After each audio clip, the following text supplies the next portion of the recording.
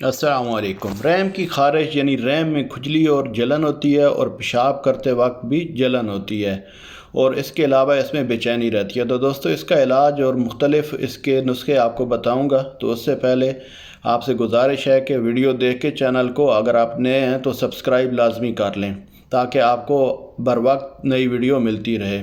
تو نسخہ نمبر 1 آپ نے نوٹ کر لینا ہے کہ یہ چیزیں آپ کو پنسار سٹور سے ملیں گی۔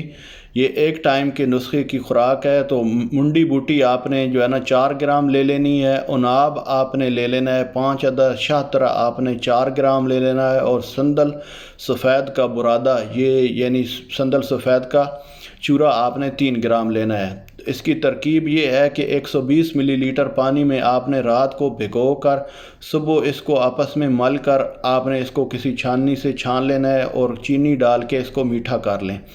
ترکیب استعمال اس کی یہ ہے کہ صبح کے وقت پیئیں، انشاءاللہ کچھ دن میں رحم کی خارش ختم ہو جائے گی۔ تو رحم کی خارش کے لیے جو نسخہ نمبر 2 ہے کہ نیم کے تازہ پتے 125 گرام، سہاگا براں آپ نے لینا ہے، یعنی سہاگے کو توے پہ ڈال کے بھون لیں اور اس کو پھر پیس کے 3 گرام آپ نے لے لینا ہے۔ تو ترکیب تیاری یہ ہے کہ نیم کے پتوں کو 1 لیٹر پانی میں جوش دے کر آپ نے چھان لینا ہے، اور اس میں سہاگا ملا لینا ہے، یعنی اس میں حل ہو جائے۔ اس سے خارش والی جگہ کو صبح و شام دھوئیں، انشاءاللہ آپ کو خارش میں جلدی اس سے افاقہ ہوگا اور خارش ہمیشہ کے لیے ختم ہو جائے گی۔ تو نسخہ نمبر 3 رحم کی خارش کے لیے آپ نے کیا کرنا ہے کہ کافور آپ نے 3 گرام لے لینا ہے، اور عرق گلاب آپ نے 24 ملی لیٹر لے لینا ہے، یعنی اندازہ ہو کہ 24 ملی لیٹر کتنا ہوتا ہے۔